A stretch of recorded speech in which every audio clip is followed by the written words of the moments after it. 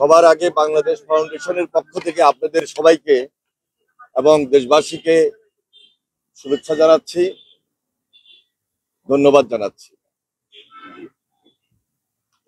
স্বাধীনতা কনসার্ট নিয়েই আমরা মূলত কমিশনার সাহেবের সঙ্গে দেখা করতে এসেছি, সকল নেতৃবৃন্দ সহকারে।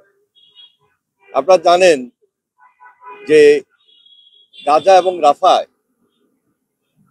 ইসরায়েলি একটা গণহত্যা এবং বর্বরোচিত হামলা চলছে,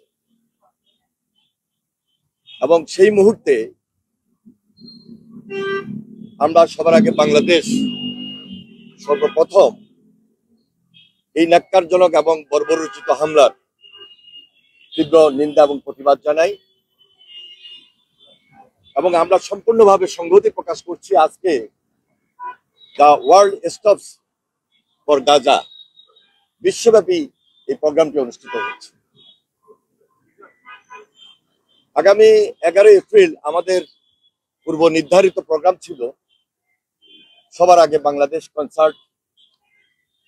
শুধু ঢাকায় নয়, চট্টগ্রাম, বগুড়া এবং খুলনায় একই সময় 4টা ভেন্যুতে আমাদের এই প্রোগ্রাম হওয়ার কথা রয়েছে।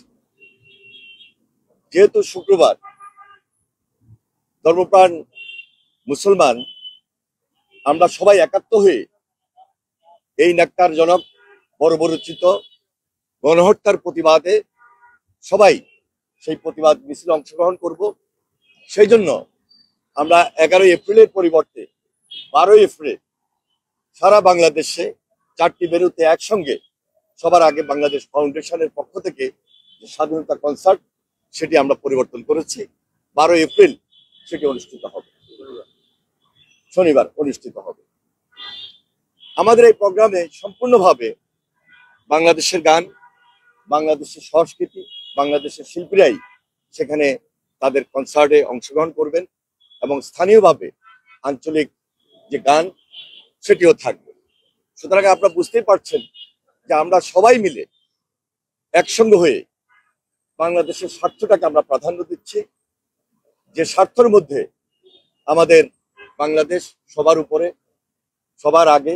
এই জন্যই সবার আগে বাংলাদেশ এই ফাউন্ডেশন আমরা আমাদের পক্ষ থেকে আনুষ্ঠানিকভাবে, আন্তরিকভাবে আমাদের প্রোগ্রামটি 12 এপ্রিল আমরা পরিবেশন করব, এবং সেখানে আমাদের যারা এই কনসার্টে অংশগ্রহণ করবেন সবার প্রতি আমাদের উদাত্ত আহ্বান থাকবে, সবাই যেন অত্যন্ত দায়িত্বশীলতার সহিত, শৃঙ্খলা এবং সুন্দরভাবে সেখানে উপস্থিত হন। আমাদের পক্ষ থেকে সে আমন্ত্রণটি রইল। তাছাড়া আমাদের সবার আগে বাংলাদেশ ফাউন্ডেশনের পক্ষ থেকে আমরা সম্পূর্ণভাবে একত্রতা প্রকাশ করছি, সংহতি প্রকাশ করছি।